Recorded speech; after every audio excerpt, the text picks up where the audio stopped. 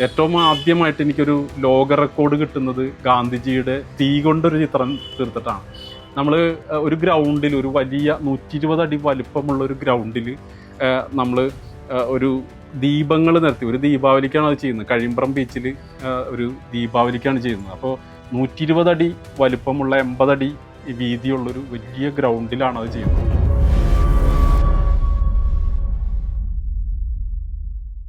വ്യത്യസ്തമായിട്ടുള്ള ചിത്രങ്ങൾ ചെയ്യുമ്പോൾ ഉണ്ടാകുന്ന കുറേ കാര്യങ്ങൾ നമ്മൾ ശ്രദ്ധിക്കേണ്ടതായിട്ടുണ്ട്. ഇപ്പോൾ നമ്മൾ സാധാരണ പെൻസിലുമെന്ന് തുടങ്ങിയാൽ പെൻസിൽ തന്നെ ആ മേഖലയിൽ തന്നെ കുറേ എണ്ണം വ്യത്യസ്തമായിട്ടുള്ളതുണ്ട്. പെൻസില് സാധാരണ ബ്ലാക്ക് പെൻസിലാണെങ്കിൽ നേരെ ഓപ്പോസിറ്റും ചെയ്യാം. വൈറ്റ് പേപ്പറിൽ ബ്ലാക്ക് പെൻസിൽ കൊണ്ടാണ് ചെയ്യണമെങ്കിൽ നമുക്ക് ബ്ലാക്ക് പേപ്പറിൽ വൈറ്റ് പെൻസിൽ കൊണ്ട് ചെയ്യാം. അപ്പോൾ പിന്നെ പെൻസിൽ തന്നെ കളർ പെൻസിലുണ്ട് ശരിക്കും.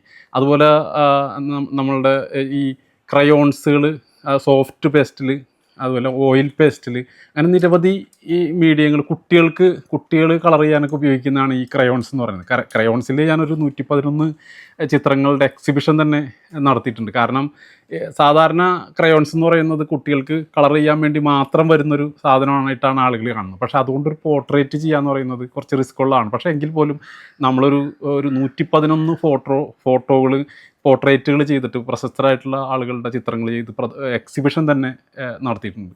നിരവധി സ്ഥലങ്ങളിൽ നടത്തിയിട്ടുണ്ട്. അപ്പോൾ അതുപോലെ നമ്മൾ വ്യത്യസ്ത സാധാരണ ആർട്ടിസ്റ്റുകൾ ചെയ്യുന്ന വ്യത്യസ്തമായിട്ടുള്ള മീഡിയങ്ങൾ, ഇപ്പോൾ പ്രൊഫഷണൽ ആർട്ടിസ്റ്റുകളൊക്കെ ചെയ്യുന്ന ഓയിൽ പെയിൻറ്റ്, അക്രലിക്, ക്യാൻവാസിലൊക്കെ ചെയ്യുന്ന അക്രലിക് കളറുകൾ, അതുപോലെ തന്നെ ഓയിൽ പെയിൻറ്റ് എന്ന് പറയുന്നത് കുറച്ചും കൂടി നമ്മൾ പഴയ കാലം മുതൽ, നമ്മൾ രാജാ രവിവർമ്മയുടെ കാലഘട്ടം മുതൽ കേട്ടുവരുന്നതാണ് ഈ ഓയിൽ പെയിൻറ്റിൽ ചെയ്യാന്ന് പറയുന്നത്. ഒരുപാട് കാലഘട്ടങ്ങളോളം ലാസ്റ്റ് ചെയ്യാൻ വേണ്ടിയിട്ട് ചെയ്യുന്നൊരു പെയിൻ്റാണ് ഓയിൽ പെയിൻറ്റ് എന്ന് പറയുന്നത്.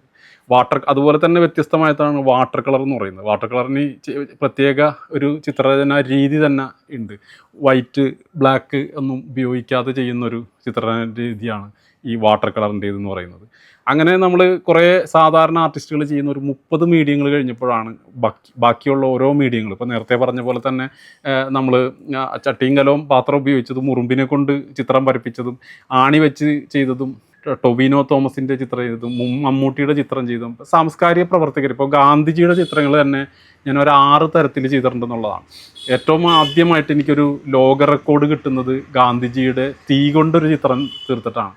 നമ്മൾ ഒരു ഗ്രൗണ്ടിൽ, ഒരു വലിയ 120 അടി വലിപ്പമുള്ള ഒരു ഗ്രൗണ്ടിൽ നമ്മൾ ഒരു ദീപങ്ങൾ നിരത്തി, ഒരു ദീപാവലിക്കാണ് അത് ചെയ്യുന്നത്. കഴിമ്പ്രം ബീച്ചിൽ ഒരു ദീപാവലിക്കാണ് ചെയ്യുന്നത്. അപ്പോൾ 120 അടി വലിപ്പമുള്ള 80 അടി വീതിയുള്ളൊരു വലിയ ഗ്രൗണ്ടിലാണ് അത് ചെയ്യുന്നത്.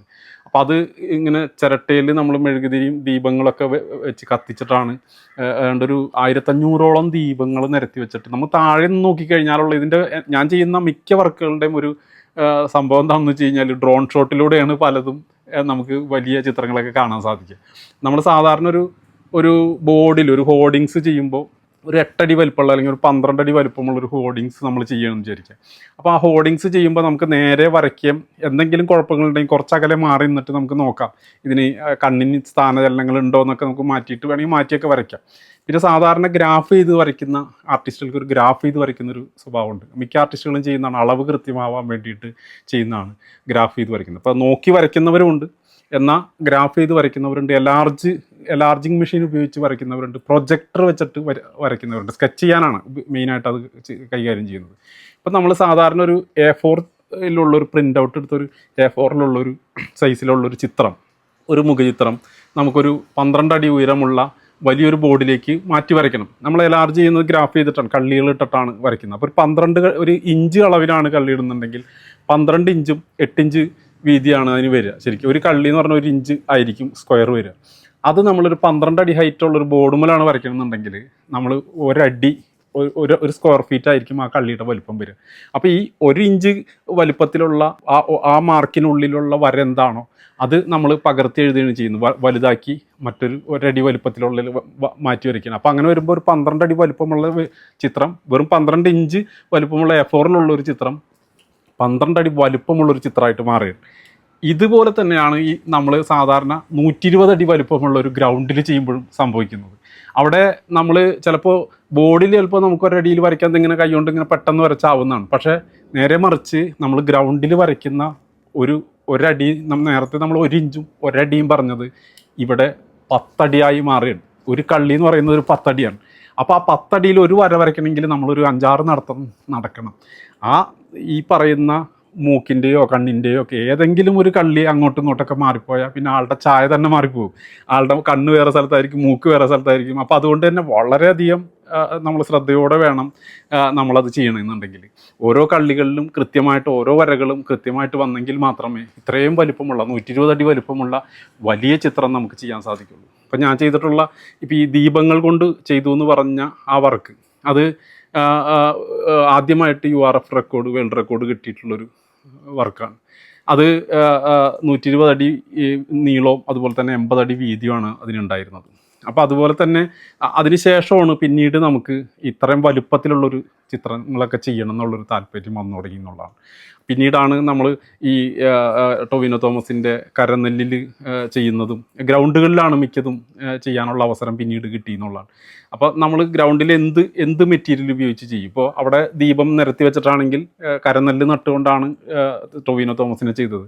പിന്നെ ഗാന്ധിജിയുടെ തന്നെ മറ്റൊരു ചിത്രം ചെയ്തത് നമ്മൾ തിരുവനന്തപുരത്ത് തന്നെ യൂണിവേഴ്സിറ്റി സ്റ്റേഡിയത്തിലുള്ള വലിയൊരു ഗ്രൗണ്ടിൽ ബലൂണുകൾ ഉപയോഗിച്ചിട്ടാണ് ചെയ്തവരാണ് ഗാന്ധി ജയന്തിക്ക് ചെയ്യുന്നത്. 152ാമത്തെ ഗാന്ധി ജയന്തിക്ക് 152 അടി വലുപ്പത്തിലാണ് നമ്മളൊരു ചിത്രം ചെയ്യുന്നത്. യൂണിവേഴ്സിറ്റി സ്റ്റേഡിയത്തിലെ ഗ്രൗണ്ടിൽ 1,00,000 ബലൂണുകൾ ഉപയോഗിച്ചിട്ടാണ് ആ ചിത്രം നമ്മൾ തീർക്കുന്നത്. ബലൂൺ എങ്ങനെ നമുക്ക് താഴെ നിർത്താൻ പറ്റും? ഇട്ടാൽ പറന്നു പോകും, പിന്നെ വെയിൽ വന്നാൽ പൊട്ടിപ്പോവും. അപ്പോൾ ഇതൊക്കെ വളരെ ശ്രദ്ധയോടുകൂടി തന്നെ നമ്മൾ എന്താ ചെയ്തതെന്ന് വെച്ച് കഴിഞ്ഞാൽ, ആദ്യം ഈ ഗ്രൗണ്ട് ഫുൾ അങ്ങോട്ട് കാർപ്പറ്റ് വിരിച്ചു. മൊത്തം റെഡ് കാർപ്പറ്റ് വിരിച്ചതിന് ശേഷം അതിൽ നമ്മൾ ഗ്രാഫ് ചെയ്യാൻ വേണ്ടിയിട്ട് റോപ്പ് കെട്ടി. ആ റോപ്പിൽ നമ്മൾ ആ റോപ്പ് കെട്ടിയതിന് ശേഷം നമ്മൾ സ്കെച്ച് ചെയ്യുമ്പോൾ നമുക്ക് പെൻസിൽ കൊണ്ടോ പേന കൊണ്ടോ അല്ലെങ്കിൽ മറ്റെന്തെങ്കിലും ചോക്ക് കൊണ്ടൊന്നും വരച്ചാൽ ഹെലിക്യാമിൽ നമുക്ക് ആ സ്കെച്ച് കൃത്യമായിട്ട് കാണാൻ സാധിക്കില്ല. അപ്പോൾ പേപ്പർ ടേപ്പ് ഒട്ടിച്ചാണ് നമ്മൾ 1 ഇഞ്ച് പേപ്പർ ടേപ്പ് ഒട്ടിച്ച് ഈ റെഡ് മാർക്കിൽ റെഡ് കാർപ്പറ്റിൽ സ്കെച്ച് ചെയ്തു. പേപ്പർ ടേപ്പ് ഉപയോഗിച്ച് സ്കെച്ച് ചെയ്തു. എന്നിട്ട് അതിന് ശേഷം നമ്മൾ ഈ റോപ്പിൽ മുഴുവൻ ഫിഷിംഗ് ഉപയോഗിക്കുന്ന വല കൊണ്ടുവന്നിട്ട് മൊത്തം അങ്ങോട്ട് ഈ 152 അടി വലിപ്പത്തിൽ അങ്ങോട്ട് കെട്ടി. ആ കെട്ടിയ വലയുടെ ഓരോ കണ്ണികളിലാണ് നമ്മൾ ഈ ബലൂൺ കെട്ടുന്നത്. ആ ബലൂൺ കെട്ടണമെങ്കിൽ 100ഓളം പേരുടെ സഹായം വേണം. നമുക്ക് ഒറ്റയ്ക്ക് കെട്ടിയ ഈ ഒരു രാത്രി കൊണ്ട് തീർക്കാൻ സാധിക്കില്ല. അപ്പോൾ നമുക്ക് കുറേ ആളുകളുടെ സഹായം വേണം. അവിടുത്തെ സംഘടനയിലുള്ള ആളുകളൊക്കെ എല്ലാവരും സഹായത്തിനെത്തി. അതുകൊണ്ട് ഒരു 100ഓളം ആൾക്കാർ രാത്രി തലേ ദിവസം ഇപ്പോൾ വെയിലാറിയതിന് ശേഷം നമുക്ക് സ്റ്റാർട്ട് ചെയ്യാൻ പറ്റുള്ളൂ. ബലൂൺ പൊട്ടുന്നത് കൊണ്ട്, വെയിൽ കൊണ്ട് ആ പൊട്ടിപ്പോകുന്നത് കൊണ്ട് തന്നെ നമുക്ക് വളരെ ആ ചിത്രം ഫൈനൽ ഷോട്ട് കിട്ടണമെങ്കിൽ നമുക്ക് ഈ വെയിലില്ലാത്ത സമയത്ത് നമ്മളിത് ചെയ്യണം. അങ്ങനെയാണ് നമ്മൾ ഈ ഓരോ ബലൂണുകളും പല നിറങ്ങളിലുള്ള ബലൂണുകൾ ഈ പറഞ്ഞ വലകളിൽ ഇങ്ങനെ കെട്ടാനായിട്ട് പല സ്ഥലങ്ങളിലായിട്ട് പല ആളുകളെ ഏർപ്പെടുത്തിയിരിക്കുകയാണ്. ഇപ്പോൾ ഈ ആളുകൾക്ക് അറിയില്ല ഇത് എവിടെ കെട്ടണം, ഏത് നിറം കെട്ടണം, എവിടെ ഒന്നും കൃത്യമായിട്ട് അറിയില്ല. നമ്മൾ ഓടി നടന്ന് ചെവിയുടെ ഭാഗത്ത് കുറച്ച് ആൾക്കാരെടുത്തും കണ്ണിൻ്റെ ഭാഗത്ത് കുറച്ച് വിശാലമായിട്ട് ഇങ്ങനെ ഒരു കടൽ പോലെ കിടക്കുകയാണ് ഈ ഒരു ഗ്രൗണ്ട് എന്ന് പറയുന്നത്. അപ്പോൾ അവിടെയൊക്കെ ഇങ്ങനെ പല സ്ഥലങ്ങളിലായിട്ട് ആളുകളൊക്കെ ഇങ്ങനെ ബലൂൺ പല കളറുകൾ കൊടുത്തിട്ട് ഇങ്ങനെ കെട്ടാൻ നിർത്തിയിരിക്കുകയാണ്. തലേ ദിവസം 4 മണിക്ക് തുടങ്ങി രാത്രി ഫുള്ളായിട്ട് ഉറക്കളച്ച് പിറ്റേ ദിവസം വെളുത്ത് 8 മണിയോടുകൂടി നമ്മൾ ഈ ബലൂണുകൾ മുഴുവൻ 1,00,000 ബലൂണുകൾ അവിടെ കെട്ടി തീർത്തു. എന്നിട്ട് ഹെലിക്യാമിൽ എടുത്തപ്പോൾ നമ്മുടെ ഗാന്ധിജിയുടെ ചിത്രം അങ്ങോട്ട് തെളിഞ്ഞു വന്നു. അല്ല, സംഘാടകർ വരെ ഞെട്ടിപ്പോയി. കാരണം അവർക്ക് അങ്ങനെ ഒരു ഇത് താഴെ കിടക്കുന്ന കുറേ ബലൂണുകൾ മാത്രമേ കാണുന്നുള്ളൂ. നമ്മൾ ഡ്രോൺ ഷോട്ടിലൂടെ കാണുമ്പോഴാണ് ആ ചിത്രം മനോഹരമായിട്ട് അവർക്ക് തോന്നുന്നത്. അപ്പോൾ 9 മണിയോടുകൂടി വെയിൽ വന്നു. പട്ടക്കം പട്ടണ പോലെ ഈ ബലൂൺ പൊട്ടാൻ തുടങ്ങി.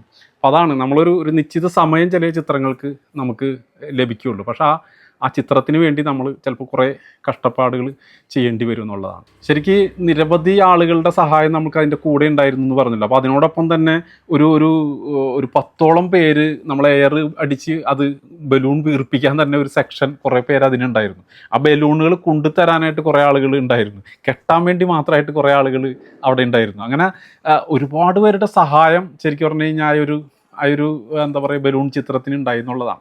അതും ഒരു ഇന്ത്യ ബുക്ക് ഓഫ് റെക്കോർഡ് നേടിയിട്ടുള്ളൊരു ചിത്രമായിരുന്നു.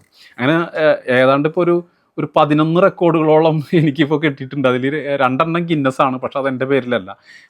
ബാക്കിയുള്ള ഈ ഇന്ത്യൻ ബുക്ക് ഓഫ് റെക്കോർഡും അതുപോലെ തന്നെ URF റെക്കോർഡും അബ്ദുൽ കലാം റെക്കോർഡും ഒക്കെയാണ് ബാക്കി കിട്ടിയിട്ടുള്ള റെക്കോർഡുകളെല്ലാം. ഇപ്പോൾ മറ്റുള്ള ഗാന്ധി ചിത്രങ്ങളെക്കുറിച്ച് പറയുകയാണെങ്കിൽ കാർഷിക വിത്തുകൾ ഉപയോഗിച്ചിട്ട് ഒരു ഗാന്ധി ചിത്രം വേറെ ചെയ്തിട്ടുണ്ടായിരുന്നു. കാർഷിക വിത്ത് ശരിക്കും പറഞ്ഞാൽ വിത്തുകളിലും വിവിധ നിറങ്ങളിലുണ്ട്. നമ്മൾ പലതരം വിത്തുകൾക്കും പയറുകൾ തന്നെ നമ്മൾ കണ്ടിട്ടില്ലേ, വെള്ള കളറ് പയറുണ്ടാവും, അതുപോലെ ഒരു തവിട്ട് നിറത്തിലുള്ള പയറുണ്ടാവും, ഒരു മെറൂൺ കളറിലുള്ള പയറുണ്ടാവും. അപ്പം അതുപോലെ തന്നെ വിത്തുകളിൽ നിരവധി മീഡിയ, അപ്പോൾ കാർഷിക വിത്തുകളെല്ലാം നമ്മളെ തൃശ്ശൂർ കാർഷിക സർവകലാശാലയിൽ പോയിട്ട് അവിടെ നിന്ന് തന്നെയാണ് നമ്മൾ ഈ വിത്തുകളെല്ലാം കളക്ട് ചെയ്തത്. ഒരു എന്താ പറയുക, ഒരു കാർഷിക ഉൽപ്പന്നങ്ങളെ എന്താ പറയുക പ്രചരണത്തിൻ്റെ ഭാഗം കൂടിയായിട്ടാണ് നമ്മളത് ചെയ്തത്. കാരണം മറ്റുള്ളവരിലേക്ക് കൃഷി വളർത്താൻ കൂടി വേണ്ടിയിട്ടാണ് ആ ഒരു വർക്ക് നമ്മളൊരു ഗാന്ധി ജയന്തിക്ക് അങ്ങനെ ചെയ്യാനുണ്ടായ സാഹചര്യം എന്ന് പറയുന്നത്. അപ്പോൾ അത് വലിയ വലുപ്പത്തിലല്ല ചെയ്തത്. ഒരു 8 അടി വലുപ്പത്തിലുള്ള ഒരു റൗണ്ട് ടേബിളിൻ്റെ മുകളിലാണ് നമ്മളായ ഒരു ഗാന്ധി ചിത്രം നമ്മൾ ചെയ്തിട്ടുള്ളത്. പിന്നെ അതുപോലെ തന്നെ ആർട്ട് മെറ്റീരിയൽ ഉപയോഗിച്ചിട്ട് ചെയ്തിട്ടുണ്ട്. നമ്മൾ നിരവധി എല്ലാ മെറ്റീരിയലും നമ്മൾ ഉപയോഗിക്കുന്നുണ്ടെങ്കിൽ നമ്മൾ ഉപയോഗിക്കുന്ന ആർട്ട് മെറ്റീരിയലും ഒരു മീഡിയം തന്നെയാണ്. അപ്പോൾ അങ്ങനെ നോക്കുമ്പോൾ നമുക്ക് പെൻസിലും പേനയും ചോക്കും ഈ മറ്റേ അക്രലിക് കളറുകളും പേസ്റ്റുകളും കുപ്പികളും എല്ലാം നമുക്ക് ബ്രഷുകൾ വരെ നമുക്ക് ഇതും ഒരു ആർട്ട് മെറ്റീരിയലും നമുക്ക് ഒരു മീഡിയം തന്നെയാണ്. അങ്ങനെ ആർട്ട് മെറ്റീരിയൽ വെച്ചിട്ടും ഗാന്ധിജിയുടെ ഒരു ചിത്രം നമ്മൾ ചെയ്തു. അപ്പോൾ ദീപം കൊണ്ട് ചെയ്തു, കാർഷിക വിത്ത് കൊണ്ട് ചെയ്തു, ബലൂൺ കൊണ്ട് ചെയ്തു, അതുപോലെ തന്നെ ആർട്ട് മെറ്റീരിയൽ കൊണ്ട് ചെയ്തു. അങ്ങനെ നിരവധി മീഡിയങ്ങൾ ഗാന്ധി ജയന്തിക്ക് തന്നെ പല ഗാന്ധി ജയന്തികൾക്കായിട്ട് നമ്മൾ ചെയ്തിട്ടുണ്ടെന്നുള്ളതാണ്. മൊബൈൽ ഫോൺ എന്ന് പറയുന്നത് മമ്മൂട്ടിയുടെ ചിത്രം ചെയ്ത മൊബൈൽ ഫോൺ എന്ന് പറയുന്നത് 600ഓളം മൊബൈലുകളും പുത്തൻ മൊബൈലുകളും 6000 മൊബൈൽ അക്സസറീസും ചേർത്തിട്ടാണ് ആ ഒരു മൊബൈലിൻ്റെ മിക്കതിൻ്റെ പൗച്ചിൻ്റെ ഒക്കെ കളറുകളായിരിക്കും വിവിധ നിറങ്ങളുള്ളത്, ബാക്കിയുള്ളതൊക്കെ ബ്ലാക്ക് തന്നെ ആയിരിക്കാം. പക്ഷേ ഒരുപാട് കളറുകൾ ഈ പൗച്ചുകളിലും മറ്റുള്ള മെറ്റീരിയലിലൊക്കെ ഫോണുമായി ബന്ധപ്പെട്ട കുറേ സാധനങ്ങളിലുണ്ടായിരുന്നു. അപ്പോൾ അതൊക്കെ ഉപയോഗിച്ചിട്ട് തന്നെയാണ് ആ ഒരു ചിത്രം നമ്മൾ അത്ര വലുപ്പത്തിൽ നമ്മൾ ചെയ്തെന്നുള്ളതാണ്. അതുപോലെ തന്നെ ഈ കല്ലുകൾ, ദുൽഖറിൻ്റെ ചിത്രം ചെയ്യാൻ വേണ്ടിയിട്ടുള്ള ഉരുളൻ കല്ലുകൾ നമ്മൾ ഈ ചെടി ഗാർഡനിലൊക്കെ നമ്മൾ കണ്ടിട്ടുണ്ടാവും. ഒരുപാട് മഞ്ഞയും വെള്ളയും കറുപ്പുമൊക്കെ ഉള്ള കളറുകളിലുള്ള നിരവധി കല്ലുകൾ, പെബിൾസുകൾ ഉപയോഗിച്ചിട്ടാണ് അത്തരം ചിത്രങ്ങൾ നമ്മളിപ്പോൾ ബുക്ക് ആദ്യമായിട്ട് ഞാൻ ചെയ്യുന്ന ഒരു ബുക്കിൻ്റെ ഒരു ചിത്രം എന്ന് പറയുന്നത് ബുക്കിൻ്റെ പുറംചൊട്ടകളാണ് നമുക്ക് ചിത്രത്തിൻ്റെ കളർ. ഇപ്പോൾ പ്രധാനമായിട്ടും എനിക്ക് പറയാനുള്ള നമ്മൾ ചെയ്തിട്ടുള്ള മിക്ക വർക്കുകൾക്കും ആ മെറ്റീരിയലിൻ്റെ കളറാണ് നമ്മളുടെ ചിത്രത്തിൻ്റെ കളർ എന്ന് പറയുന്നത്. ഒരിക്കലും നമ്മൾ ഏതെങ്കിലും ഒരു മെറ്റീരിയൽ വെച്ച് ചെയ്യുമ്പോൾ അതുപോലെ പെയിൻ്റ് അടിക്കുകയോ ബ്രഷോ പെയിൻറ്റോ അങ്ങനെയുള്ള കാര്യങ്ങളൊന്നും തൊടാറില്ല. ആ മെറ്റീരിയലിൻ്റെ കളർ എന്താണോ ആ കളറിലാണ് നമ്മൾ ആ ചിത്രം ചെയ്യുക. അപ്പോൾ നമുക്ക് എത്ര കളറുകൾ അതിന് കിട്ടുന്നോ ആ കളറുകളിലാണ് ആ ചിത്രം ചെയ്യാൻ കഴിയുള്ളൂ. അപ്പോൾ സ്വാഭാവികമായിട്ടും നമ്മൾ ബുക്കുകളുടെ പുറംചൊട്ടയുടെ കളറുകളാണ് നമുക്ക് ഈ ഒരു ചിത്രത്തിൻ്റെ കളറുകളായിട്ട് മാറുന്നത്. അപ്പോൾ ഈ ബുക്കാണെങ്കിൽ നമുക്ക് ഒടിക്കാനോ മടക്കാനോ കീറാനോ ഒന്നും പറ്റില്ല. അപ്പോൾ അതങ്ങനെ തന്നെ നിലനിർത്തി വേണം ഈ ചിത്രങ്ങൾ മുഴുവൻ ചെയ്യാൻ. ഇപ്പോൾ നമ്മുടെ അബ്ദുറഹിമാൻ സാഹിബിൻ്റെ ഒരു ജന്മസ്ഥലം കൂടിയാണ് കൊടുങ്ങല്ലൂർ. അപ്പോൾ അതുകൊണ്ട് തന്നെ അദ്ദേഹത്തിൻ്റെ ഒരു വായനശാല നമ്മളുടെ അടുത്തുണ്ട്. ആ ചെയർമാൻ്റെ അടുത്തുള്ളൊരു അബ്ദുറഹിമാൻ വായനശാലയുണ്ട്. അപ്പോൾ അദ്ദേഹത്തിൻ്റെ ഒരു ചിത്രം ചെയ്യുന്നത് ഈ ബുക്കുകൾ ഇങ്ങനെ അടക്കി വെച്ചിട്ടാണ്. അപ്പോൾ ബുക്കുകളുടെ ഒരു സൈഡ് ഭാഗമാണ് ഇതിൻ്റെ കളർ നമുക്ക് കിട്ടുന്നത്. അപ്പോൾ ആ വായനശാലയിലുള്ള ബുക്കുകളെല്ലാം കളക്ട് ചെയ്തിട്ടാണ് നമ്മളിങ്ങനെ അടക്കി ഒരു 12 അടി ഉയരമുള്ള ഒരു ചിത്രമാക്കി മാറ്റുന്നത്. സാധാരണ ചിത്രങ്ങൾ ചെയ്യുന്നതിനേക്കാളും റിസ്ക്കാണ് നമുക്ക് ഈ ചിത്രം അടിയിൽ നിന്ന് പുസ്തകം അടക്കിക്കൊണ്ട് വെച്ച് ചെയ്യുന്നതെന്ന് പറയുന്നത്. കാരണം ഒരു ചിത്രം ചെയ്യുമ്പോൾ കണ്ണോ മൂക്കോ ഏതെങ്കിലും ഒരു വശം നമുക്ക് തുടക്കത്തിൽ ചെയ്യാൻ പറ്റും. പക്ഷേ അടിയിൽ നിന്ന് ബുക്ക് അടക്കി വെച്ച് വരുമ്പോൾ ഷർട്ടിൻ്റെ ഭാഗമായിരിക്കണം നമ്മൾ ആദ്യം ചെയ്യുക, പിന്നെ താടി, പിന്നെ ചുണ്ട്, അങ്ങനെ മേലോട്ട് പോകുക എന്ന് പറയുന്നത് ഒരു ഐഡിയ കൃത്യമായിട്ടില്ലാതെ ആ ചിത്രം ആവൂല. അപ്പോൾ അങ്ങനെ കുറേ റിസ്ക് എടുത്തിട്ട് വരെ നമ്മൾ ആ രീതിയിൽ ചിത്രം ചെയ്തിട്ടുണ്ട്. പക്ഷേ ആ ചിത്രം ബുക്കുകളുടെ ചിത്രം തന്നെ വിദേശത്ത് പോയത്, ഇപ്പോൾ 2 വർഷത്തോളം ഞാൻ ദുബായിലുണ്ടായിരുന്നു, ഷാർജ ദുബായിലൊക്കെ ആയിട്ട് വർക്ക് ചെയ്തിരുന്നു. ആ സമയത്ത് ഷാർജയിൽ നമ്മളൊരു വലിയ ചിത്രം ബുക്കുകൾ ഉപയോഗിച്ചിട്ട് ചെയ്തു എന്നുള്ളതാണ്. അത് 1,30,000 ബുക്കുകൾ ഉപയോഗിച്ചിട്ടാണ് ആ ഒരു 3D സ്റ്റൈലിലുള്ള. അപ്പോൾ നേരത്തെ ഞാൻ ഒരു വ്യൂ പോയിന്റിൽ നിന്ന് നോക്കിയാൽ മാത്രം കാണുന്ന 3D ചിത്രങ്ങളെക്കുറിച്ച്, ഇല്യൂഷൻ ചിത്രങ്ങളെക്കുറിച്ച് പറഞ്ഞിരുന്നു. ആ ഇല്യൂഷൻ ചിത്രം പോലെ തന്നെയാണ് ഈ ഷാർജ രാജാവിൻ്റെ ഒരു ചിത്രം നമ്മൾ എക്സ്പോ സെൻറ്ററിൽ, ഷാർജയിലെ എക്സ്പോ സെൻറ്ററിൽ ഈ അന്താരാഷ്ട്ര പുസ്തക പ്രദർശനം നടക്കുന്ന ഒരു സ്ഥലം കൂടിയാണ് ഈ എക്സ്പോ സെൻറ്റർ എന്ന് പറയുന്നത്. അവിടെയാണ് ഏതാണ്ട് ഒരു 70 അടി വലിപ്പത്തിൽ 40 അടി വീതിയിലുമായിട്ട് ഒരു 10-30 സ്റ്റെപ്പുകളിലും ഫ്ലോറുകളിലുമായിട്ടാണ് ഈ പുസ്തകങ്ങൾ മുഴുവൻ നിരത്തി വെച്ചിട്ടുള്ളത്. സൈഡിൽ നിന്ന് കുറേ പുസ്തകങ്ങൾ നിരത്തി ഇങ്ങനെ പടികളിൽ വെച്ചിരിക്കുന്നതായിട്ടേ നമുക്ക് തോന്നും. പക്ഷേ ഒരു വ്യൂ പോയിന്റിൽ നിന്ന് നമ്മൾ ക്യാമറയിൽ നോക്കുമ്പോൾ അതൊരു രാജാവിൻ്റെ ചിത്രമായിട്ട്, അവിടുത്തെ രാജാവിൻ്റെ ചിത്രമായിട്ട് 70 അടി വലിപ്പമുള്ള ഒരു രാജാവിൻ്റെ ചിത്രമായിട്ട് മാറുകയാണ്. അതവിടെ വേൾഡിൽ ആദ്യമായിട്ടാണ് അത്രയും വലിപ്പത്തിലുള്ളൊരു ചിത്രം നമ്മൾ ചെയ്യുന്നത്. അപ്പം അത് ഒരു 10 ദിവസത്തോളം അവിടുത്തെ എക്സ്പോ സെൻറ്ററിൽ പ്രദർശനത്തിന് തന്നെ ഉണ്ടായിരുന്നു. അങ്ങനെ ഒരുപാട് മീഡിയങ്ങൾ അത്തരത്തിൽ നമുക്ക് ചെയ്യാൻ കഴിഞ്ഞിട്ടുണ്ട്. ഇപ്പം ദുബായിലുള്ള സമയത്ത് തന്നെ ചെയ്ത 2-3 വർക്കുകളാണ്. ബട്ടൺസ്, ഇപ്പം നമ്മൾ ധരിക്കുന്ന ഷർട്ടിൻ്റെ ഒക്കെ ബട്ടൺസിൻ്റെ കളറ് നിരവധി കിട്ടും. ആ ബട്ടൺസുകൾ നിരത്തി വെച്ച് അവിടുത്തെ രാജാവിൻ്റെ മകൻ്റെ ചിത്രം, ഷോ ബട്ടൺ, വിവിധ നിറങ്ങളിൽ ഷോ ബട്ടണും കിട്ടും. ബട്ടൺസ് 2 തരത്തിലാണ്, സാധാരണ ബട്ടൺസും അതുപോലെ തന്നെ ഷോ ബട്ടണും.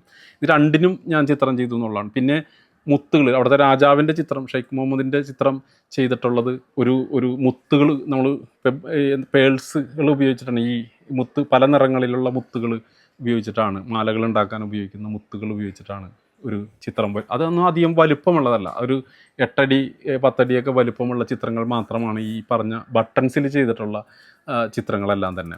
അങ്ങനെ നമ്മളുടെ ഓരോ മനസ്സിലും ഓരോ കാലഘട്ടത്തിൽ വരുന്ന വിവിധ മീഡിയങ്ങൾ നമ്മളുടെ മനസ്സിൽ വരുമ്പോൾ അതൊക്കെ ചെയ്യാനുള്ളൊരു ശ്രമം നമ്മളെപ്പോഴും നടത്താറുണ്ട്. കാരണം ഈ 100 എന്നുള്ളൊരു ലക്ഷ്യം എന്ന് പറയുന്നത് വലിയൊരു സംഖ്യയാണ്. അത് എളുപ്പമല്ല നമുക്ക് ഇത്രയും കാലഘട്ടത്തിനുള്ളിൽ നമുക്ക് അത്രയും ചിത്രങ്ങൾ ചെയ്തെടുക്കുക എന്ന് പറയുന്നത്. പക്ഷേ പരിശ്രമം എന്നുള്ളത് നമ്മളുടെ ഒരു എന്താ പറയുക, നമുക്കുണ്ടെങ്കിൽ നമുക്കിപ്പോൾ വിവിധ മീഡിയങ്ങളിൽ ചിത്രം ചെയ്യാൻ സാധിക്കും. ആ ഭൂമിക്ക് മുകളിൽ ഒരു തിരമാലകൾക്കുള്ളിൽ ഒരു വഞ്ചി നിൽക്കുന്നതായിട്ട് കാണിച്ചിട്ടുണ്ട്. ആ വഞ്ചിയിൽ കുറേ മത്സ്യത്തൊഴിലാളികൾ നിന്നിട്ട് കേരളത്തെ ഉയർത്തി നിൽക്കുന്നതായിട്ട് അതിനകത്ത് കാണിച്ചിട്ടുണ്ട്. ഈ ശില്പം കേരള ലളിതകലാ അക്കാദമി ഏറ്റെടുക്കുകയും സെക്രട്ടേറിയറ്റിന് മുൻപിൽ വെച്ച് ലേലം ചെയ്യുകയും അതിൽ നിന്ന് കിട്ടിയ 1 ലക്ഷം രൂപ മുഖ്യമന്ത്രിയുടെ ദുരിതാശ്വാസ ഫണ്ടിലേക്ക് സംഭാവന ചെയ്യുകയും ചെയ്തു.